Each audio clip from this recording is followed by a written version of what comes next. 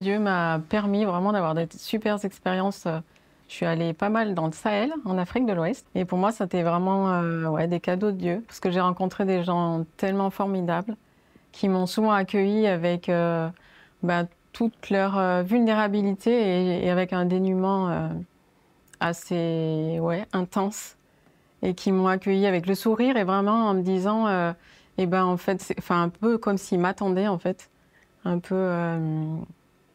Ouais, c'était vraiment un honneur en fait de m'accueillir. J'ai eu ce privilège. J'ai pu aller par la route jusqu'au Niger. Et, euh, et ouais, j'ai très à cœur ce pays aussi parce que j'ai une amie musulmane toujours voilà, qui habite dans une petite paillote et qui m'a accueillie. Pour moi, c'est comme une sœur en fait. Je me sens pas missionnaire parce que en même temps, j'avais l'impression en fait aussi de moi-même aller chercher quelque chose. J'ai énormément appris.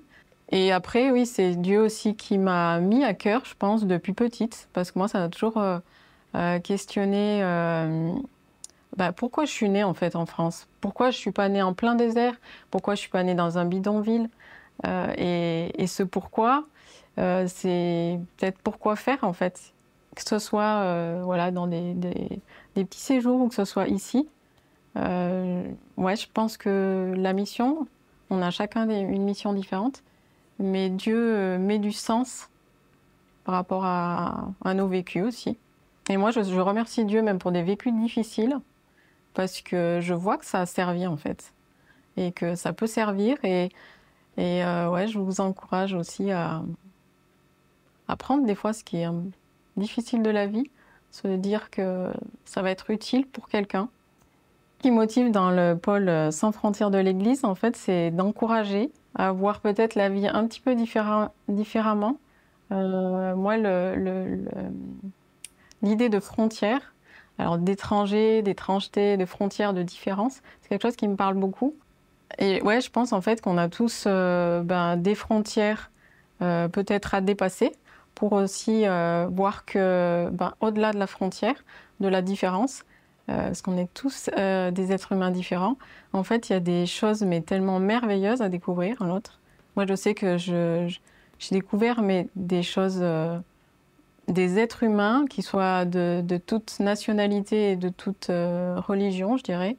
Il y a des pépites en fait à découvrir.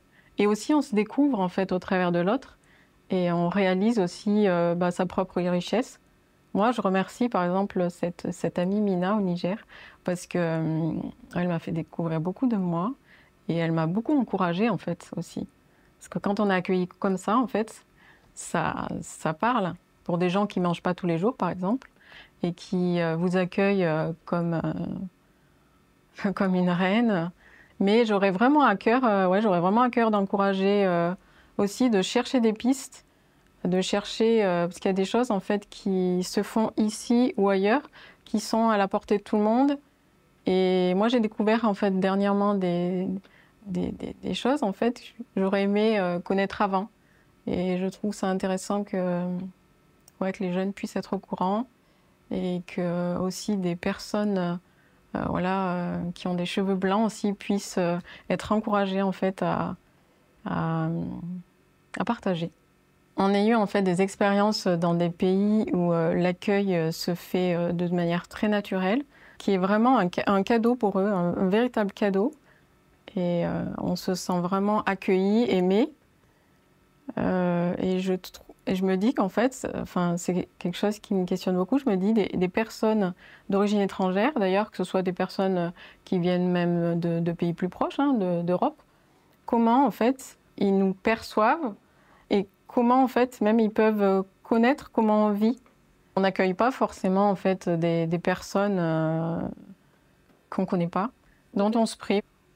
Donc c'est là qu'il y a des frontières à passer. Au-delà de frontières, en fait, j'allais dire presque, c'est un pays où il y a du lait et du miel, quoi.